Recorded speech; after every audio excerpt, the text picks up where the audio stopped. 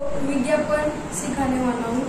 तो विज्ञापन बनाते हुए हमको पहले तो पूरा पेज भर के विज्ञापन बनाना है और विज्ञापन हमको डायरेक्टली नहीं लिखना है। तो पहले पेज पर ऐसी बॉर्डर बना के लेनी है और यह बॉर्डर जरूरी है।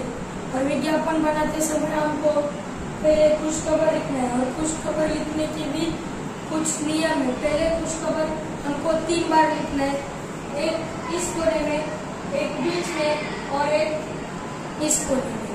खुश खबर लिखने के बाद हमको हमारा जो भी वस्तु संबंधित विज्ञापन होगा, व्यक्ति संबंधित विज्ञापन होगा, जगह संबंधित विज्ञापन होगा, तो समझो हमारा वस्तु संबंधित विज्ञापन है तो उसका हमको अपने को इधर टाइटल डालना है और टाइटल के नीचे एक शायरी होना आवश्यक है। इधर अपनी शायरी आएगी और शायरी के नीचे आप विशेषताएं लिख सकते हो। पर ध्यान देना चाहिए कि विज्ञापन में ज्यादा आकृति ना हो तो भी चलेगा, पर ये जो मैं बता रहा हूँ वो होना आवश्यक है, क्योंकि अगर आकृति नहीं भी होगी तो भी मार्क्स मिलेंगे। आकृति का कोई संबंध नहीं रहता। कभी भी इधर हमको 5 विशेषताएं लिखनी है और विशेषता लिखते वक्त भी हमको जो हम लिखेंगे, अगर समझो साबुन का लिखा तो ये साबुन अच्छी महक देगा। वाक्य हमको पूरा नहीं करना है, वाक्य हमको पूरा नहीं करना है, क्योंकि अगर हमने ऐसा किया कि आपको ये संतूर सार बने, ये आपको गोरा बना देगा, तो अगर उसने नहीं गोरा बनाया तो इसलिए हमको वाक्य जो है वो पूरा नहीं लिखना है। अभी 5 विशेषता हो गई, 5 विशेषता के नीचे अपना संपर्क नंबर आएगा जो आपका मोबाइल नंबर रहेगा और उसके नीचे आपका एड्रेस, आपके फैक्ट्री का जो भी आता पता होगा वो उधर लिखना है। और विज्ञापन खत्म होने के बाद आपको लिखना है कि सभी दुकानों में उपलब्ध है और इधर जो थोड़ी सी जगह रहती है उधर आप आकृति निकाल सकते। धन्यवाद। तो बच्चों, आज हम लोग पढ़ने वाले 7वां लेक्चर डॉक्टर का अपहरण। डॉक्टर का एक गद्य संबंधित है। इसमें हमें बताया है कि एक डॉक्टर होता है, वो मरीजों की सेवा करता है और उसका बाद में कोई तो अपहरण करता है। कुछ महीनों पहले अपने डॉक्टर भटनागर के अचानक लापता होने का समाचार बड़ा तो आज हम सीखने वाले हैं पाठ क्रमांक 2, बिल्ली का बिलूंगा। बिल्ली का बिलूंगा मतलब बिल्ली का बच्चा। इस पाठ के लेखक है राजेंद्र लाल हांडा। एक समय था जब घरों में बिल्ली का आना जाना बुरा समझा जाता था, परंतु आजकल की परिस्थिति के कारण पुरानी विचारधारा और परंपरा एकदम धोखे में पड़ गई है। वही विचार ठीक समझा जाता है जिससे काम चले। मतलब हम पुराने समय में बिल्ली का घर में आना जाना बुरा समझते थे, पर अब हम बिल्ली को घर में पालते हैं और पुरानी विचारधारा पर ध्यान नहीं देते। पिछले दिनों में हमारे घर में बहुत चूहे हो गए थे। उन्हें घर से निकालने के बहुत सारे प्रयत्न किए गए, पर हमारी एक नहीं चली। यहाँ पर लेखक यह कह रहे हैं कि उनके घरों में पिछले कुछ दिन से बहुत चूहे हो गए थे। उन्होंने बहुत प्रयत्न किए, परंतु वो चूहे घर से नहीं निकले। आटे और अनाज के लिए लोहे के ढोल बनवाए गए। यह उपाय कुछ दिन तक कारगर रहा, परंतु आग बचाकर चूहे इन ढोलों में भी घुसने लगे। यहाँ पर लेखक यह कह रहे हैं कि उन्होंने आटे और अनाज रखने के लिए लोहे के ढोल बनवाए। लोहे के ढोल मतलब डिब्बे जो अनाज रखते हैं, जिसमें हम अनाज रखते हैं। इस उपाय पर कुछ दिन कारगर रहा। इस समस्या पर कई मित्रों से परामर्श किया। आखिर यह फैसला हुआ कि घर में एक बिल्ली पाली जाए। लेखक ने इस समस्या पर उनके मित्रों से पूछा कि मेरे घर में बहुत चूहे हो गए तो मैं क्या करूं? तो उनके मित्रों ने उनको यह कहा कि आप घर में बिल्ली का बच्चा पालें। आखिर यह फैसला हुआ कि घर में एक बिल्ली को पाली जाए। इस प्रस्ताव पर किसी को आपत्ति नहीं है। आखिर लेखक के सब घर वालों तो आज हम पढ़ने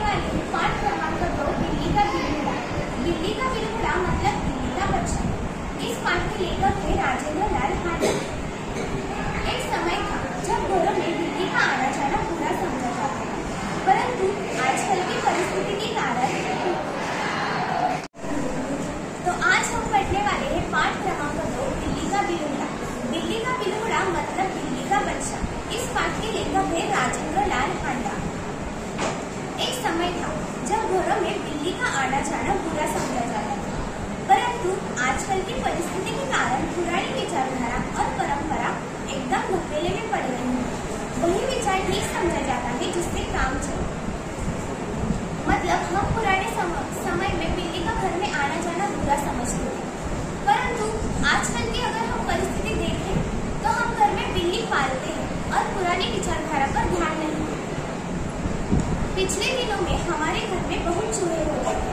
उन्हें घर से निकालने के बहुत तरह प्रयत्न किए गए, पर हमारी एक न चली। यहाँ पर लेखक यह कह रहे हैं कि उनके घरों में पिछले कुछ दिनों से बहुत चूहे हो गए थे। उनको निकालने के लिए बहुत प्रयत्न किए गए, परंतु उनका उपाय कामयाब नहीं रहा। आटे और अनाज के लिए लोहे के ढोल बनवाए गए। यह उपाय कुछ दिन तक कारगर रहा, परंतु आग बचाकर चूहे इनमें भी घुस जाते थे। यहाँ पर लेखक यह कह रहे हैं कि उन्होंने आटे और अनाज रखने के लिए लोहे के ढोल बनवाए गए।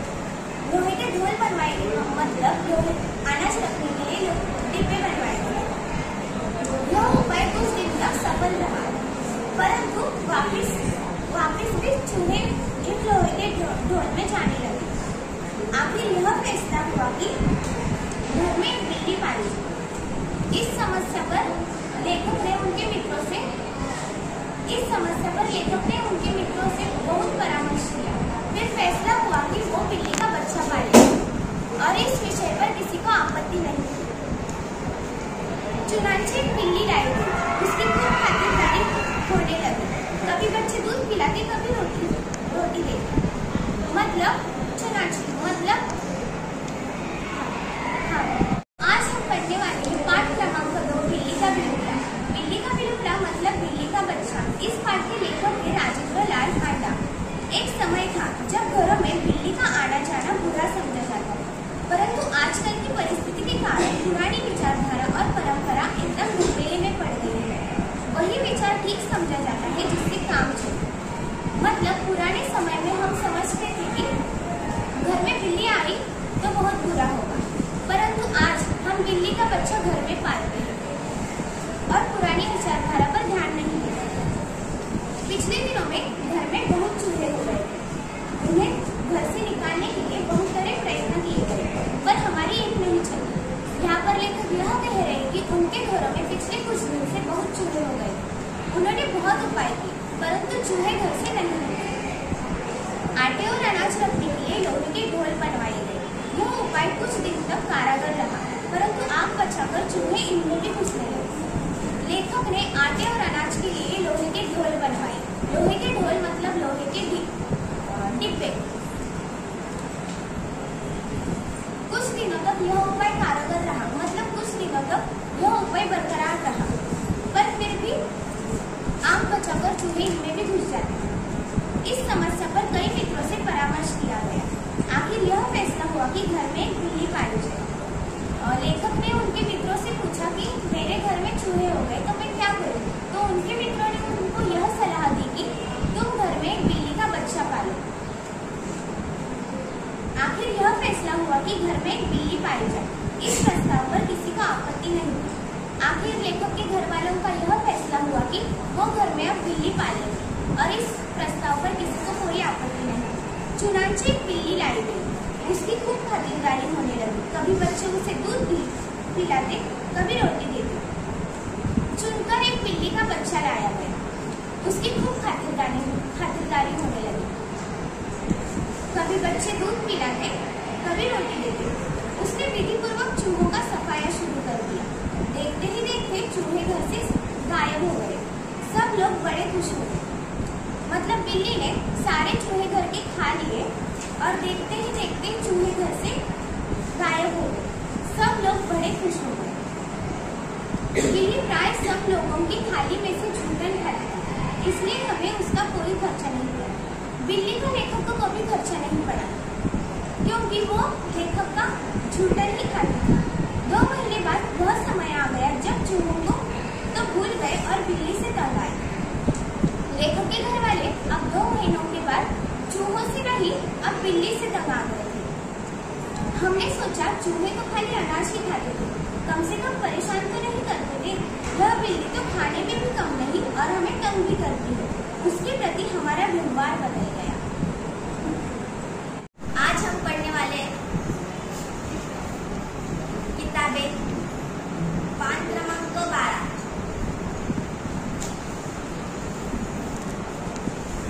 किताबें छापती है बंद अलमारी के शीशों में, बड़ी हसरत से तकती है बहनों अब मुलाकातें नहीं होती, जो शामें उनकी सोबत में कटा करती थी अब अक्सर। आजकल हम किताबें अलमारी में बंद करके रखते हैं। इस तरह की अलमारी रहती है। अलमारी के शीशों में आज हम किताबें बंद करके रखते हैं। आपके कितने जन के घर पर अलमारियां हैं?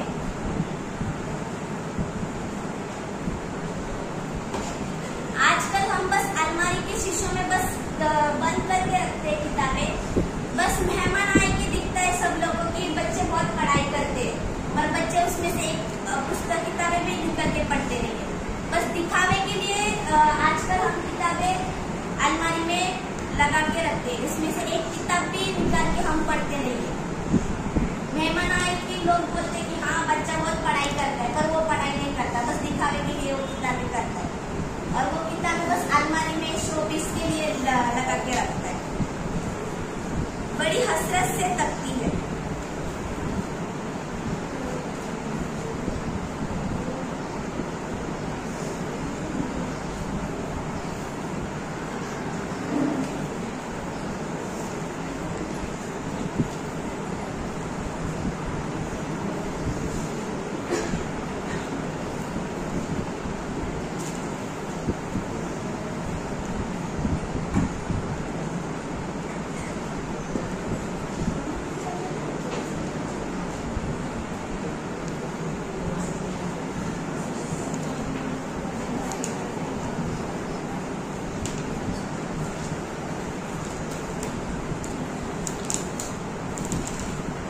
बड़ी हसरत से तकती है, मतलब किताबों को लगता है कि अलमारी में जो पड़ी हुई किताबें हैं उनमें से मुझे उठा के मेरे जो अंदर का जो पूरा ज्ञान है वो आप पढ़कर सीखे।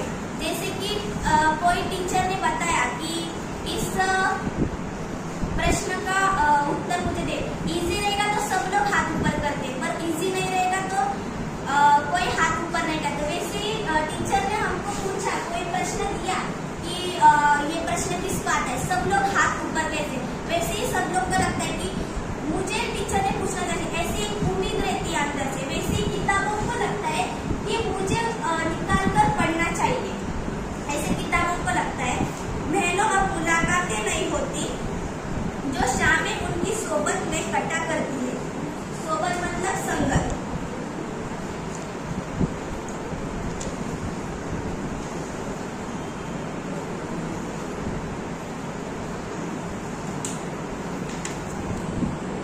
गुजर जाती है कंप्यूटर की पत्तों पर, बड़ी बेचैनी रहती है किताबें, उन्हें अब नींद में चलने की आदत हो गई है। आजकल कंप्यूटर आने पर हम किताबें अलमारी से निकाल कर नहीं पढ़ते। मोबाइल पर यानी कि मोबाइल कंप्यूटर पर हम किताबें डायरेक्टली हम देख सकते हैं। किताबें हाथ में लेने की भी जरूरत नहीं है हम लोग को। तो इसलिए आज कंप्यूटर का इतना उपयोग किया जाता है कि किताबें पढ़ने की आदत सब लोग भूल गए हैं। पहले जमाने में सब लोग मोबाइल नहीं था, कंप्यूटर का उपयोग नहीं था, तब कंप्यूटर का उपयोग नहीं था, तब सब लोग किताबें पढ़ते थे। रात के सोने के टाइम पर भी रात को किताबें पढ़ते थे। इतना उनका किताबों से प्यार था। पर आज के युग में किताबें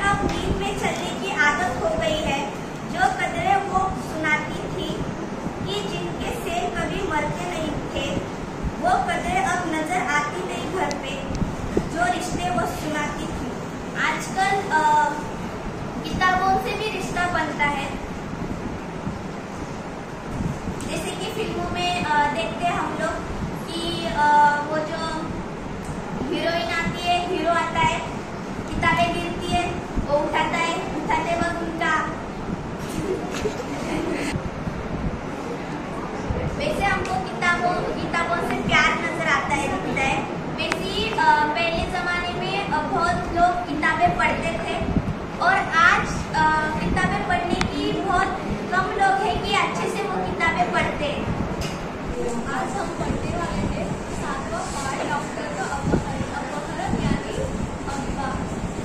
गद्य संबंध। इस गद्य में हमें ये पता है कि जीवन की किसी भी रोचक कहानी प्रवाही वर्णन किया है। इस पाठ में हमें ये सीखने को मिला। लेखक का नाम हरिकृष्ण देवसर है। उनका जन्म 9 मार्च 1948 को हुआ था और उनका मृत्यु 14 सितंबर 2013 में हुआ था। उनका मृत्यु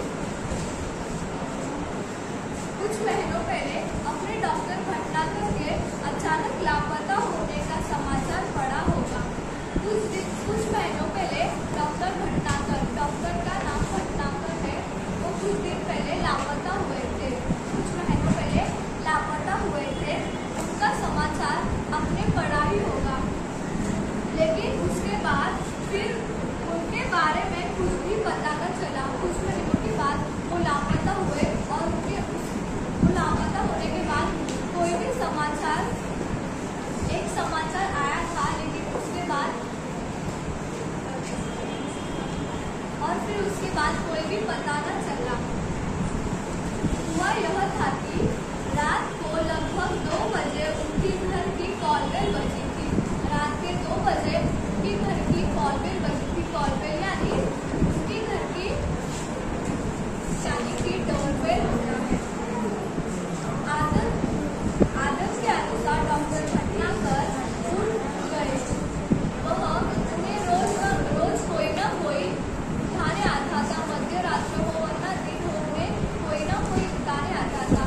उसी दिन रात के 2 बजे उसके घर की कॉलबेल बजी और वो आदत के अनुसार उठ गए।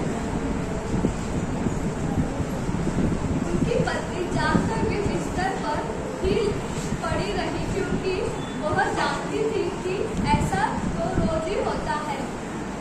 उनको पता था कि डॉक्टर मरीजों की सेवा करके रोज जाते हैं, इसलिए वो जाग कर भी फिर से सो गई। जब भी कोई मरीज सीरियस होता तब अस्पताल की चौकीदार उन्हें उठाने आता था। जब भी कोई मरीज यानी पेशेंट, जो भी कोई पेशेंट सीरियस होता है, उन्हें चौकीदार डॉक्टर भटनागर को घर का चौकीदार बुलाने आता था। चौकीदार यानी कि पहरेदार उनको रात को बुलाने आ जाता था। अगर किसी को अपने घर बुलाकर ले जाना हो तो वह भी आकर उन्हें ले जाते थे। यानी कि कोई सीरियस होता हो घर पे तो डॉक्टर भटनागर उनके घर पे जाके उनका इलाज करते थे। अपना कर्म कर्तव्य समझते थे, इसलिए वह भटनागर मरीजों की सेवा समझते थे। वह सबका बुरा माना जाता है। डॉक्टर भटनागर सबकी सेवा करते थे, पर उन परम धर्म करते थे। वह किसी भी व्यक्ति से अपना फीस नहीं लेते थे।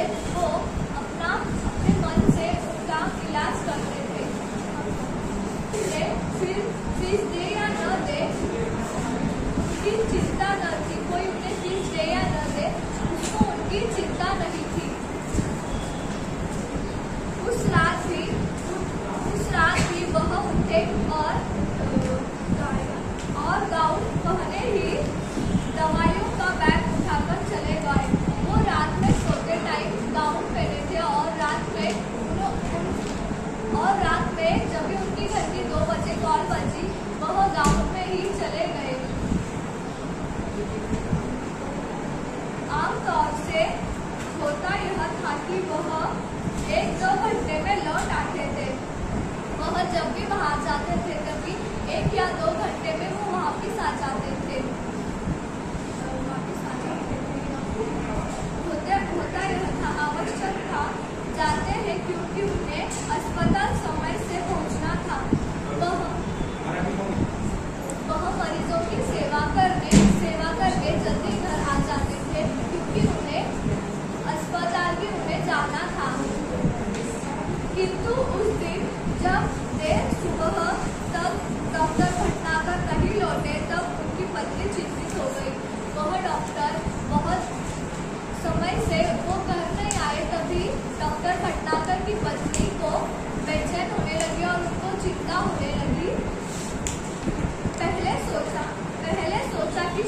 मरीज की हालत गंभीर होगी, इसलिए देर लग गई हो। पहले उन्हें लगा कि डॉक्टर मरीज की हालत सीरियस होगी, इसलिए वह लेट आए नहीं होंगे या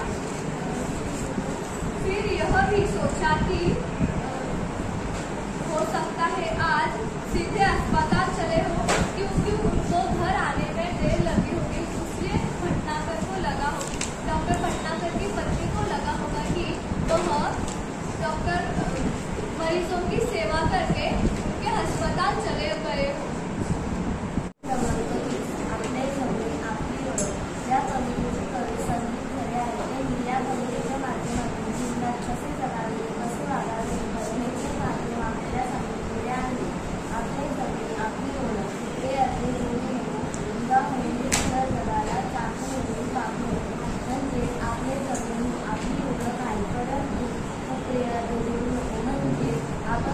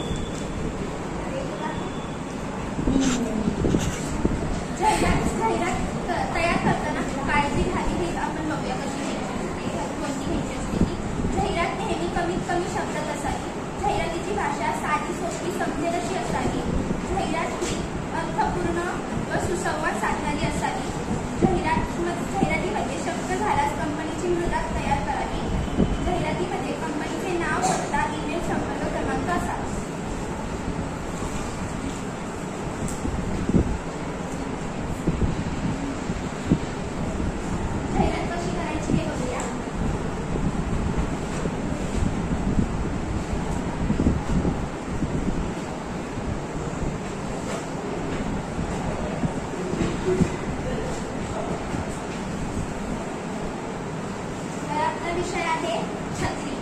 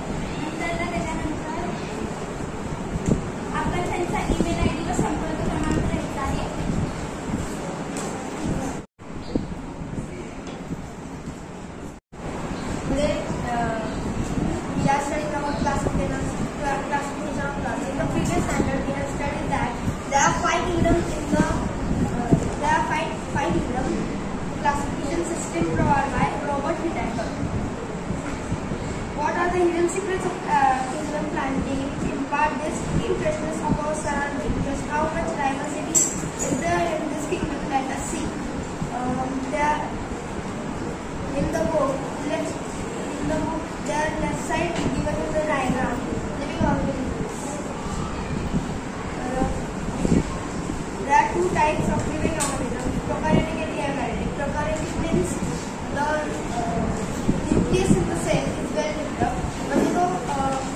तो विकसित झाला नाही आहे आणि eukaryotic म्हणजे तो पूर्णपणे विकसित झाला आहे आणि त्या प्रोकॅरियोटिक सेल्स मध्ये किंगडम मॉडेरा हा येतो आणि eukaryotic सेल्स मध्ये युनिसेल्युलर आणि मल्टीसेल्युलर. युनिसेल्युलर म्हणजे फक्त एक पेशी आहे, त्यामध्ये फक्त एक पेशी असतो आणि मल्टीसेल्युलर म्हणजे त्यामध्ये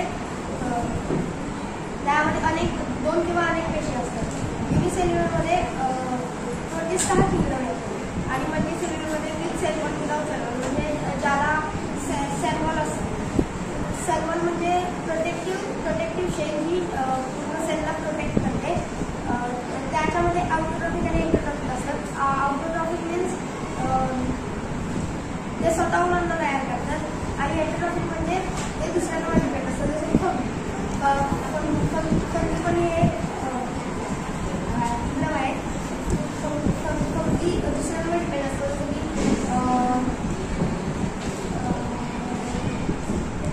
विदारण म्हणजेच कुठला प्राणी मेला तर त्याला सडवण्यासाठी फंगी काम करतो आणि आउटोट्रॉफिक प्लांटिंग जे की त्या प्लांटिंग किंगडममध्ये मुख्यतः प्लांट्स असतात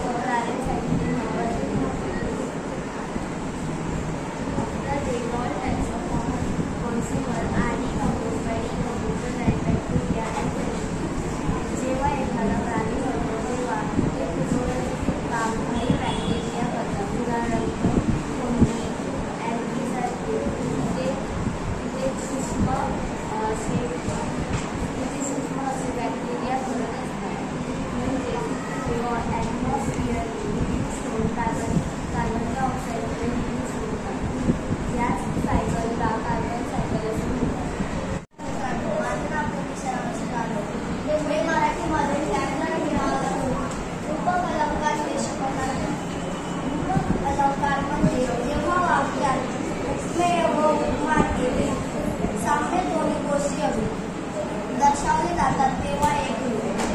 उपमेय म्हणजे ज्याला उपमा देतात तसेच उपमेय म्हणतात, त्यास उपमेय म्हणतात. उपमान ज्याची उपमा देतात त्यास उपमान म्हणतात. वैशिष्ट्ये उपमेय हेच उपमान असते. या अलंकारांमध्ये केवळ प्रत्यक्ष, साक्षात, मूर्तिमते इत्यादी साधारण दर्शक शब्दाचा वापर होतो. आता यात उदाहरण पहिलं.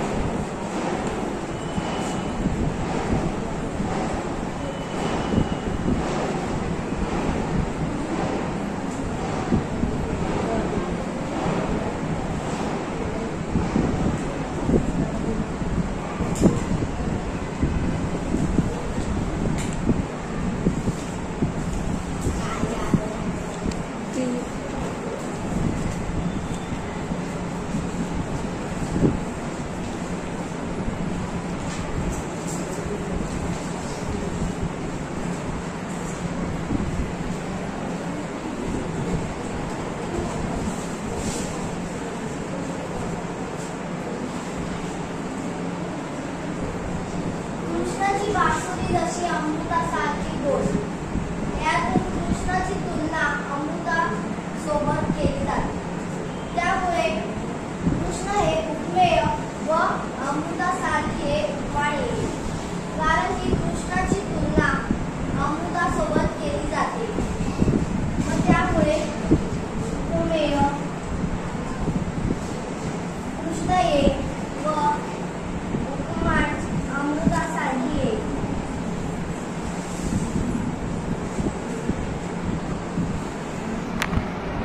यात दुसरं उदाहरण बघा.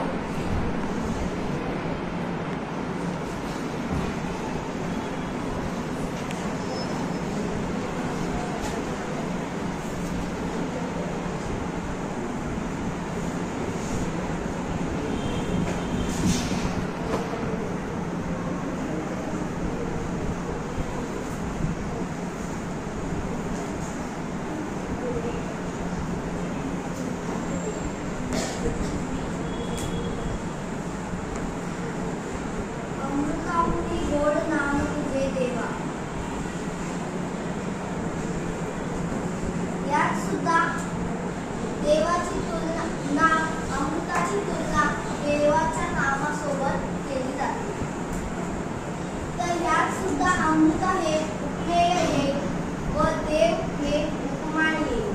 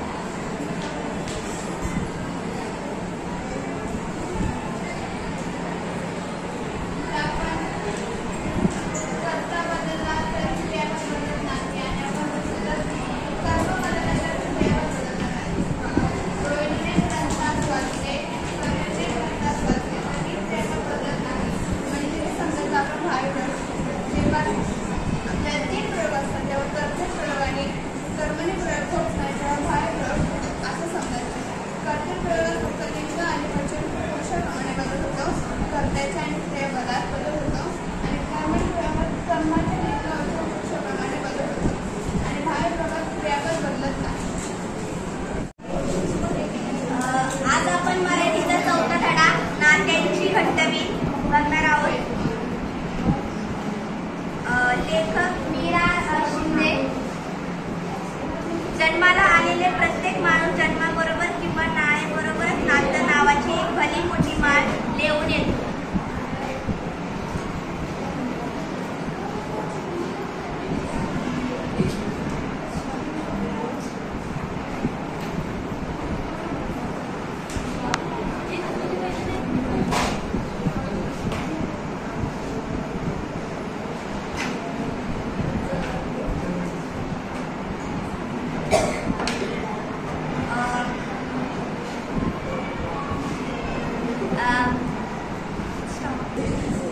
आपल्याला माहिती आहे की जन्माबरोबरच आपले आई वडील आपल्याला आज आपण मराठीचा 4था धडा नात्यांची घट्टवी पान क्रमांक 10. लेखक मीरा शिंदे. जन्माला आलेले प्रत्येक माणूस जन्माबरोबरच किंवा नाळेबरोबरच नातं नावाची एक भली मोठी माळ घेऊन येतो. लेऊन येणे म्हणजे घेऊन येतो. आपल्याला जन्मापासूनच माहिती असतं की आपले आई वडील कोण असतात आणि आपले नातेवाईक कोण असतात. तुम्हाला तुमचे आई वडील माहिती आहेत का? मराठी धडा 4था नात्यांची घट्टवी. लेखक मीरा शिंदे. जन्माला आलेल्या प्रत्येक माणूस जन्माबरोबरच किंवा नाळेबरोबरच नातं नावाची एक भली मोठी माळ घेऊन येतो. ज्या माळेत नातं नामक म्हणी एक मागोमाग एक ओवलेल्या असतात. हे मोती मग एक सुंदर विण गोफत असतात. आपल्या सर्वांभोवती नकळतच विणली जाणारी आणि भेटणाऱ्या प्रत्येक नात्यांची अधिकाधिक मजबूत होत जाणारी ही नाती विणत प्रत्येकाभोवती गुंतलेली जाते.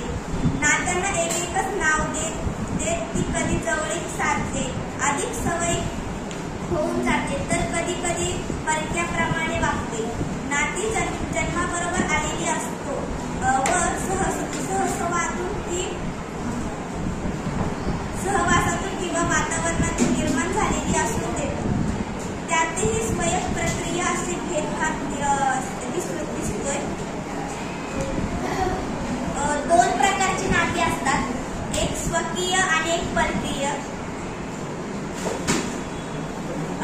स्वकीय आणि परकीय नातं अशी एक गोष्ट आहे की आपल्या ओवलेल्या माळीप्रमाणे असते.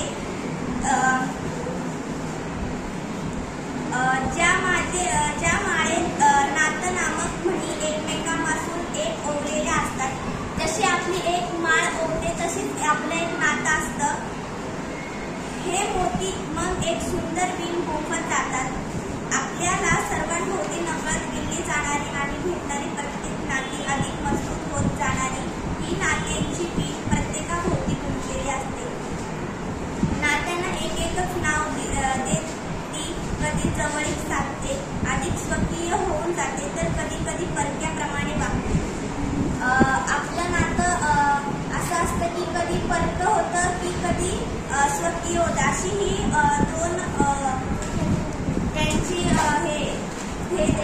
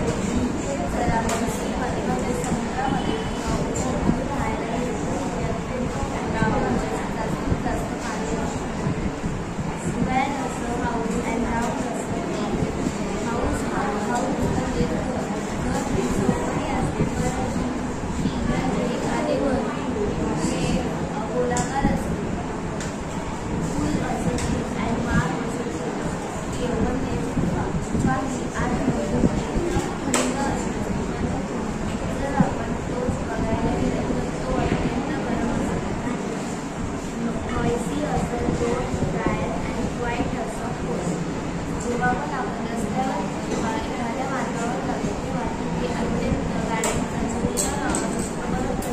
जर आपण एखाद्या शांत ठिकाणी गेलो की आपल्याला एकदम अशी शांतता जाणवते. Strong as an ox and people. Strong as an ox म्हणजे एखादा कवी कसा स्ट्रॉंग खंतर असते तसंच जर आपण माणसाची टिप्पणी तर ती अत्यंत वीक असते. सॉफ्ट असं मीडियम अँड डार्क असं मीडियम म्हणजे एखादे माऊस कसे गरम किंवा सॉफ्ट असते तसेच जर आपण एखाद्या दगडाला स्पर्श केला तर तो अत्यंत असते.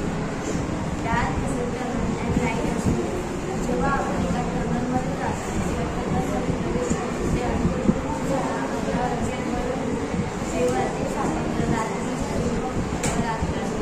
बंद करण्याचा डोळ्याचा प्रकाश आपल्याला दिसून येतो. Night and day time. जेव्हा आपण रात्री पाहतो तेव्हा आकाशात चांदण्या सबल असतात पण जेव्हा आपण दिवसा पाहतो तेव्हा तिथे सूर्याचा प्रकाश आपल्याला दिसून येतो. टॉल असं जाईंट अँड शॉर्ट असं एखादा जाईंट म्हणजे राक्षस जेव्हा उंच असतो त्याप्रमाणे एखादी व्यक्ती एकदम मोठी असू शकते. राऊंड असं माउंटेन पाथ अँड स्ट्रेट असं शेप. जर आपण एखाद्या डोंगरावर तिथे कसं वर खाली समुद्राच्या भाग आपल्याला दिसून येणार असेल जर आपण एखाद्या रस्त्यावर गेलो तर तो आपल्याला मार्ग अत्यंत सरळ असा दिसून येतो. The world is a full of opposites, so think of so yourself.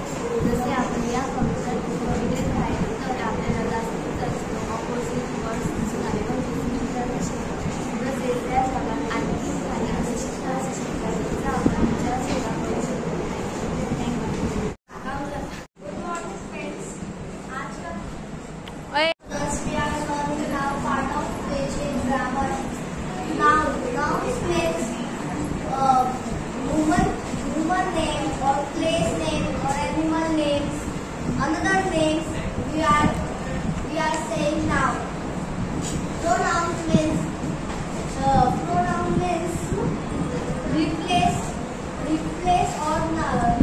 of noun. Means is of or word is now we are learning the English grammar part of which noun is names, human names, animal names, place names. Pronoun is replaced by noun. Means is on under. Verb is action word. Means she is dancing, she is laughing, he is doing anything. Adverb means describe to adjective. Means fast, normal, quickly. Adjective means quality. Beautiful, handsome, and whatever. Morning students, now we are learning English grammar, a part of which noun is human names, place name, animal names. Pronoun is replaced by noun. Is, and, on, under. Word is action word. Dancing, laughing. Adverb means describe to adjective.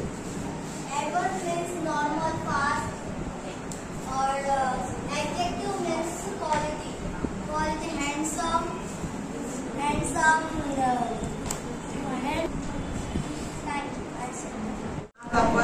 आज आपण science lesson number 4 measurement of matter and the molecular mass and the compact of molecular mass.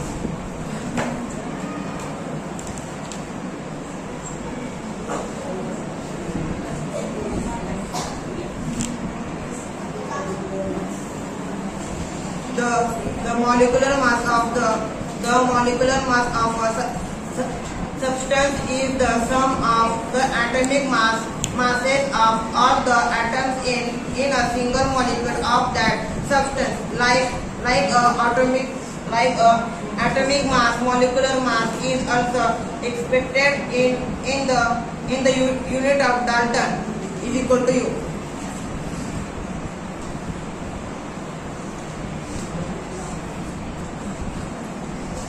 Upon the molecular mass H2SO4 मध्ये काढूया.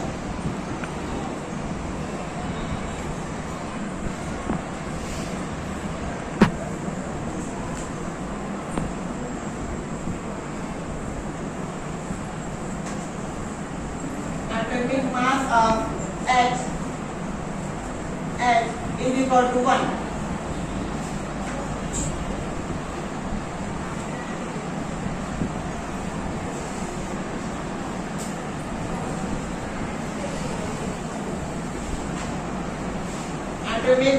Atomic mass of S is 32.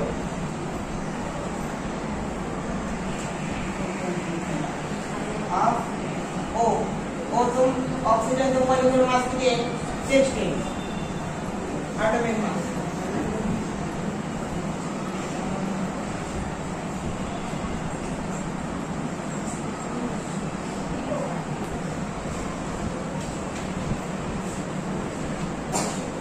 आता आपण formula लिहूया molecular mass.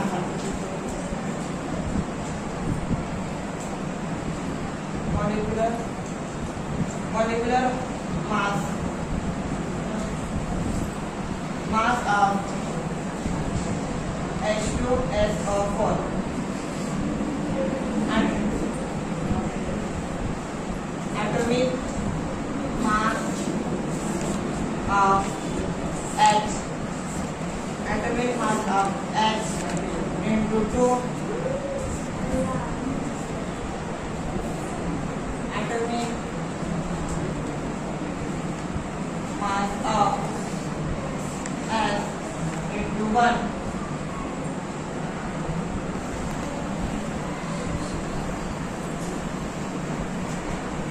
atomic mass of O.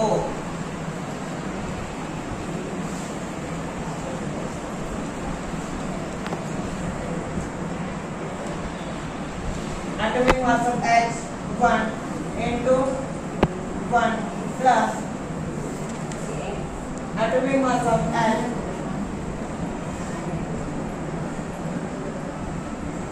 into 1 plus atomic mass of oxygen 16 into 4. 2 plus 32 plus 16 64. 32 plus 2 34 plus 64 plus 34 plus 64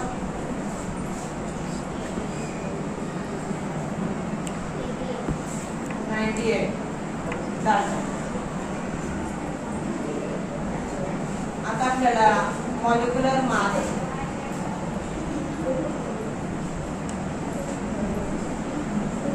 of H2SO4 98 आपल्या दैनंदिन जीवनामध्ये आपण ज्याप्रमाणे शब्द वापरतो त्यामध्ये एक किंवा अधिक शब्द नवीन आणि संक्षेपित शब्द तयार होतात.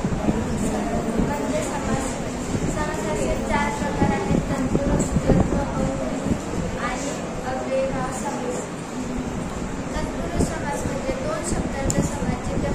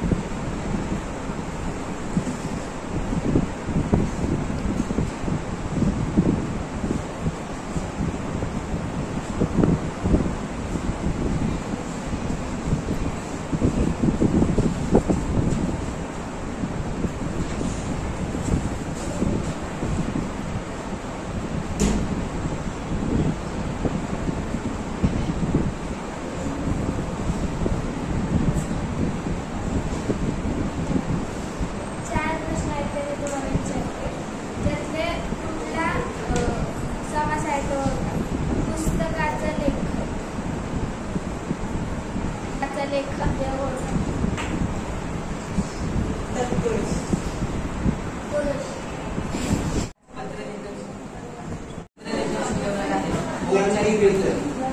सगळ्यात आधी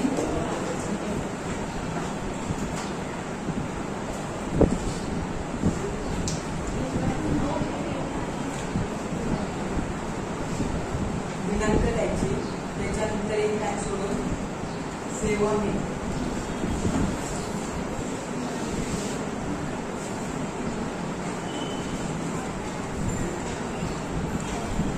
त्याच्याकडून पोंगा दोन माननीय त्यांना पत्र द्यायचे, त्यांचं नाव म्हणजे काय त्यांचं पद असतं ते.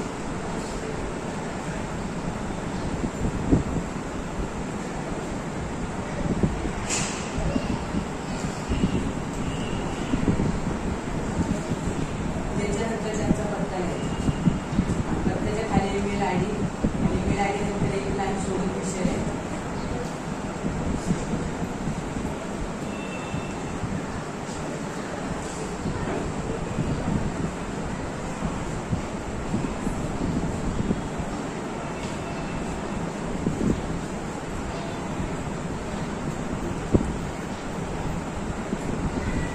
विषयाच्या खाली अंडरलाईन देऊन विषय लिहून एक लाईन सोडून 3 मुद्दे द्यायचे. 3 मुद्दे एका मुद्द्यामध्ये कमीत कमी 3 ते 4 लाईन असावे, दुसऱ्याच्या 7 ते 8 लाईनी आणि तिसऱ्याच्या 2 ते 3 लाईनी असावे. ते झालं. त्याच्या खाली सहकार्य ते अपेक्षा.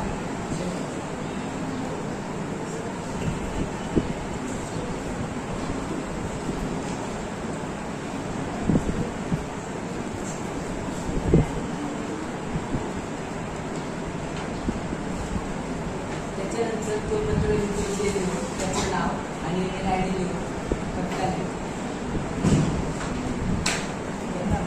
आज आपण मॅथ्स पार्ट 1 चा लेसन नंबर तिसरा पोलिनोमियल या लेसन मध्ये प्रॅक्टिकल 3.5 मध्ये पहिला क्वेश्चन पाहणार आहोत. Find the value of the polynomial 2x minus 2x cube plus 7 using given values of x. First, x is equal to 3.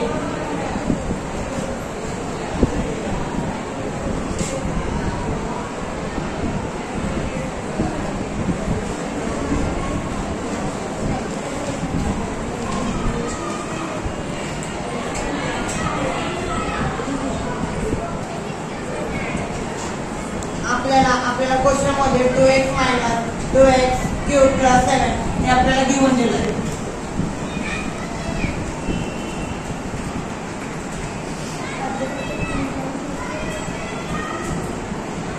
आपल्याला पोलिनोमियल म्हणजे पोलिनोमियल ब्रॅकेट x मध्ये x ची व्हॅल्यू आपल्याला किती टाकायची 3.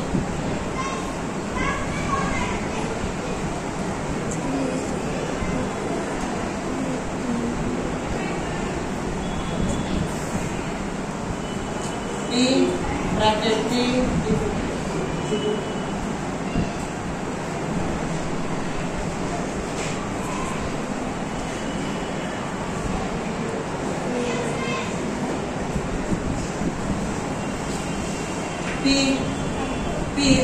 3 ब्रॅकेट 3 कुठे 3 कसा आला. आपण ज्यावेळी put x is equal to p put x is equal to 3 p मध्ये पोलिनोमियल आणि x आपण x च्या जागी 3 ची व्हॅल्यू टाकणार.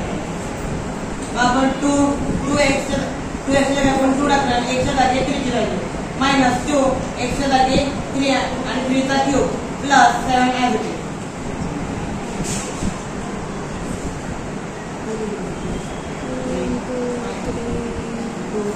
3 चा क्यूब किती आहे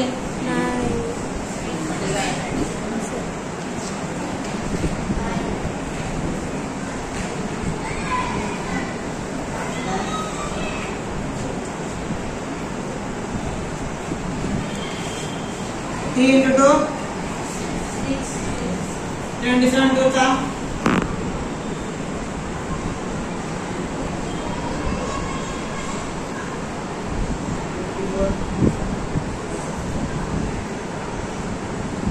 54 54 minus 6.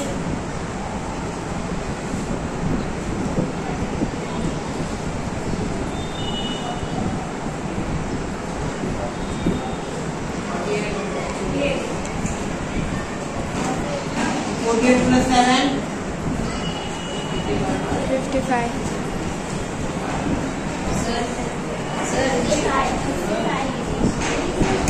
55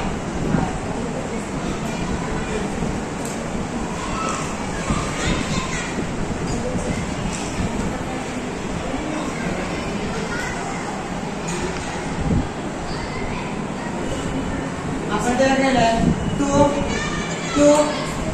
into 3 minus 2 3 चा 3 चा cube plus 7 2 into 3 6 minus 6 and minus 2 2 चा 27 2 चा 54 plus 6 and plus 7 as it is.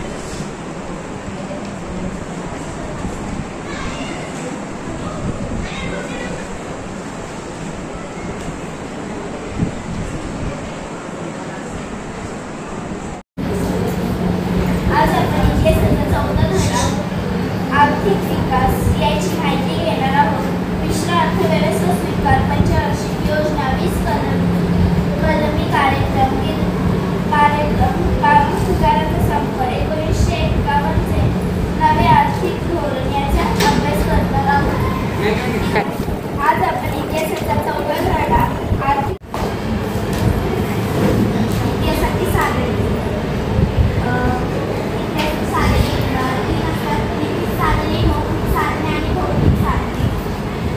साधने लिखित साधनात वृत्तपत्रे, नियतकालिके, ग्रंथ, सरकारी गॅजेट, टपाल तिकिटे, कोशवाटपे इत्यादी छापी साधनांचा समावेश होतो.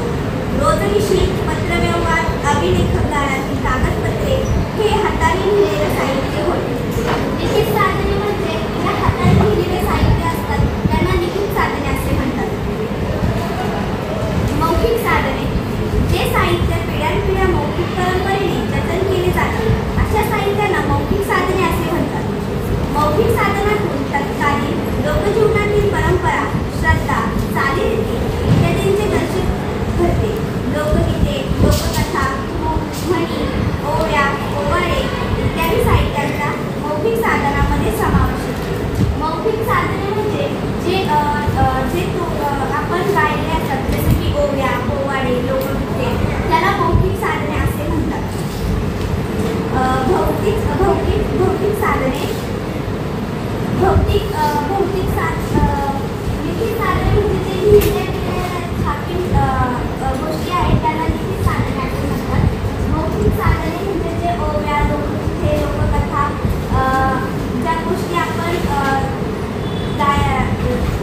आपण म्हणतो त्याला मौखिक साधने असे म्हणतात. साधने नाणी, राजमुद्रा, अलंकार, वस्तू संग्रहालय, व्यवहारा, हत्यारे या वस्तूंना भौतिक साधनात समाविष्ट होतात. प्रधान स्थळे, किल्ले, स्मारके, आधुनिक साक्षी इत्यादी वस्तू या इतिहासाला भौतिक साधने असे म्हणतात. जसे की किल्ले, स्मारके अशा साहित्याला भौतिक साधने असे म्हणतात.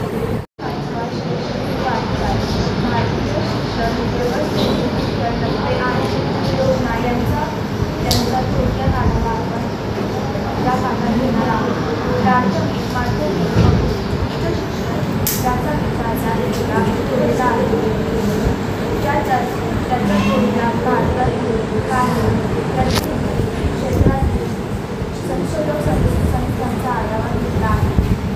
यावरून आपणास देशभरातील शिक्षण व्यवस्थेची कल्पना येऊ शकते.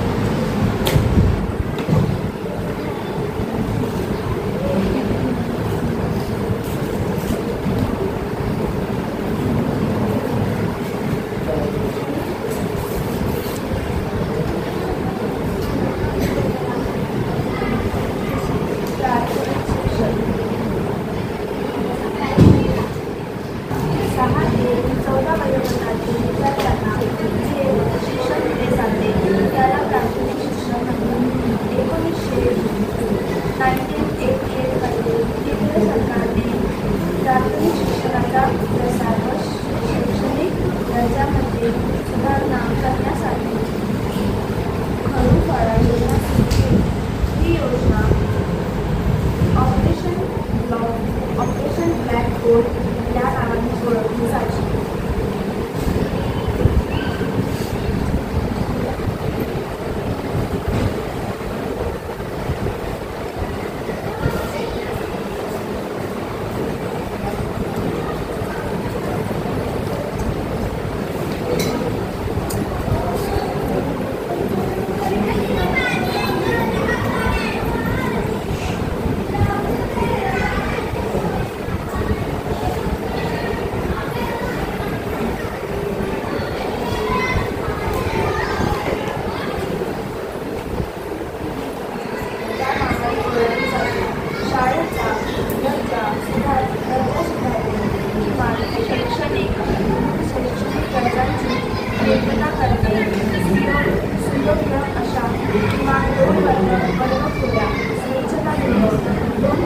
शिक्षकांपैकी एक स्त्री शिक्षिका, कला, नकाशा, प्रयोगशाळा, साहित्य, छोटेसे ग्रंथालय, मैदान, क्रीडा साहित्य यासाठी सरकारने शाळांना निधी उपलब्ध करून दिला.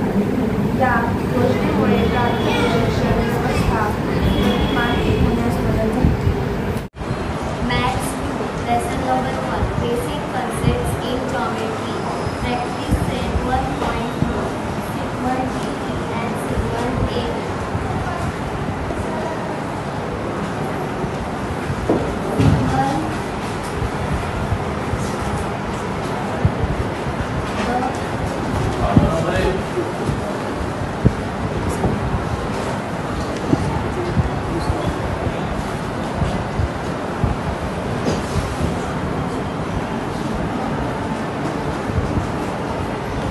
The coordinate of segment D is -7 and the coordinate of segment A is 9.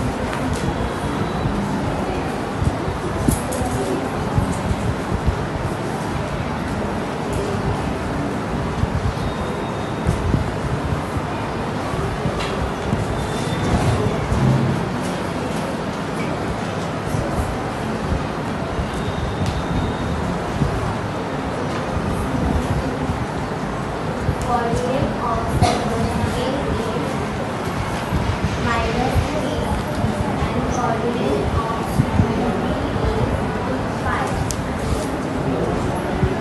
5 is greater than -3. Segment A and segment B is equal to 5 minus becomes plus, equal to 5 plus 3 is equal to 8. Segment A is equal to 8.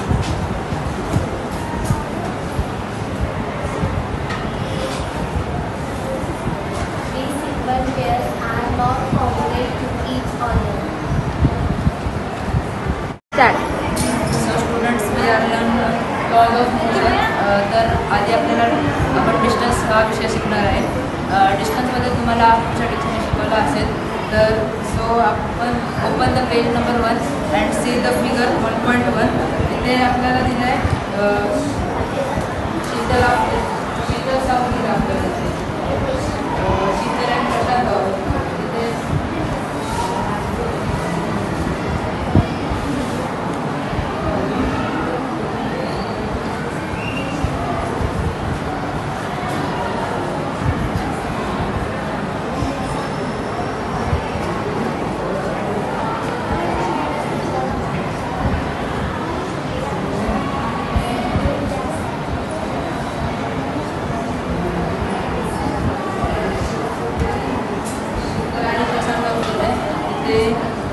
Number A दिलं आहे. Sheetal first went to her friend Sangeeta house on the way of the school. Sheetal स्कूलला जायच्या आधी तिच्या friend संगीताच्या हाऊसकडे जाते.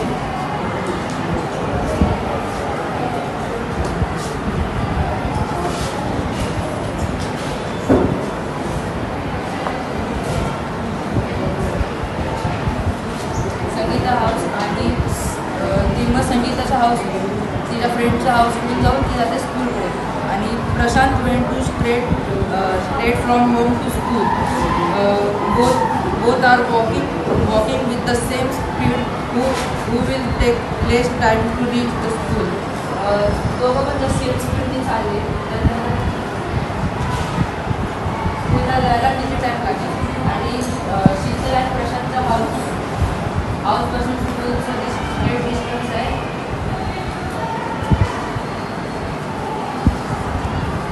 1300 metre. आणि Sheetal to Sangeeta आणि संगीता टू शीतल टू संगीताचा हाऊस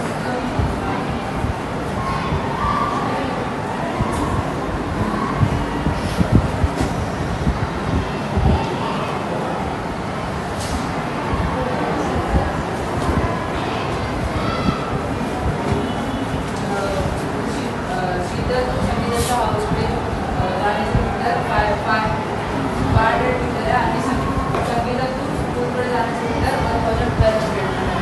तर प्रशांत स्ट्रेट स्कूलमध्ये जातो आणि शीतल फ्रेंडच्या हाऊसला स्कूलमध्ये जातो. तिथे आपल्याला विचारलं आहे की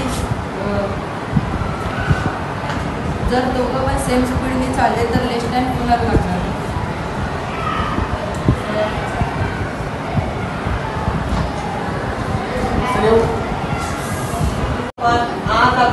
आज आपण math lesson number 3 triangle has the practical 3.1 question आहोत. Question number 1 in figure 3.8 angle ACD is an exterior angle of triangle ABC.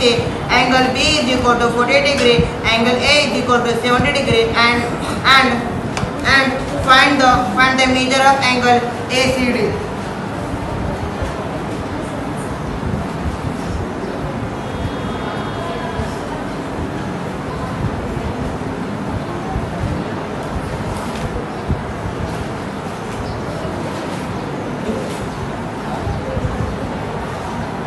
Given आपल्याला गिवन काय दिलंय. Angle ACD is an exterior angle.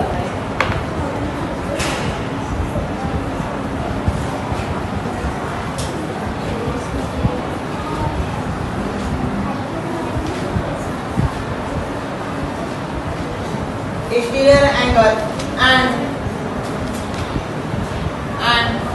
angle B is equal to 40 degree and angle A is equal to 70 degree.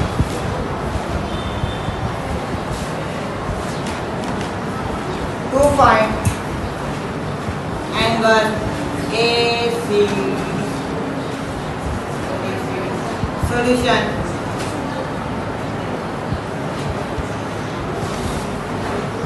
Given काय दिलंय.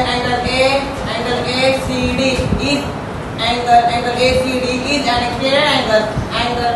Angle B is equal to 40 degree and angle A is equal to 70 degree. आपल्याला सांगितलं काय काढायचं आपल्याला angle ACD angle काढायचं.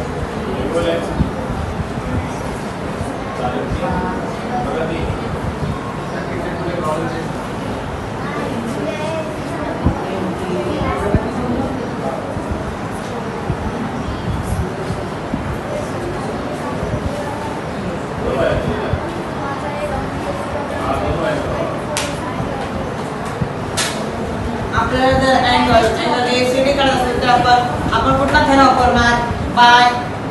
Bye remote interior angle theorem. Theorem काय सांगतो. Angle ACD is equal to angle angle B, angle A plus angle B. Angle A कितनी degree है?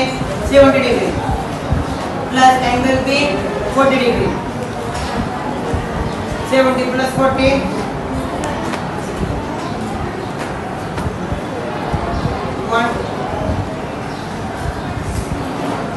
110 डिग्री. आपल्याला अँगल ACD किती मिळाला? 110 degree.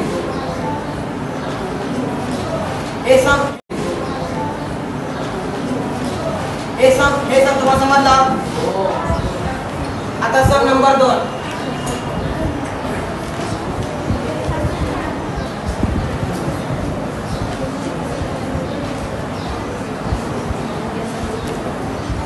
In triangle PQR, angle P is equal to 70 degree, angle Q is equal to 65 degree, and then find angle R. आपल्याला बिंदू मध्ये काय माहिती? Triangle PQR. आपण घेऊन काय लिहिणार?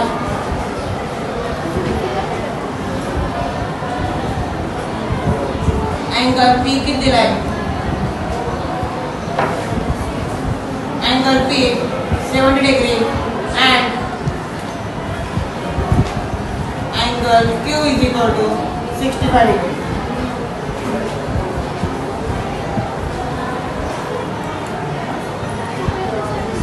आपल्याला फाइंड काय करायचे? Angle R. Angle PQR.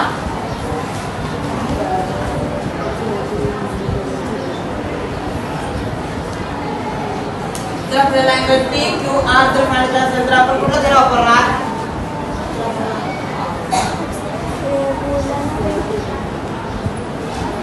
Sum of measure of angle of triangle is 180 degree. जर अँगल R फाइंड करायचं असेल तर आपण कुठला थेरम वापरणार? Sum of measure of angle of triangle is 180 degree. Angle P किती आहे? Angle P plus angle P plus angle Q plus angle R is equal to 180 degree. Angle P 70 degree plus angle Q 65 degree plus angle R आपल्याला काढायचे 180 degree. Angle 70 plus angle 65 किती असेल? 135 degree plus angle R is equal to 180 degree.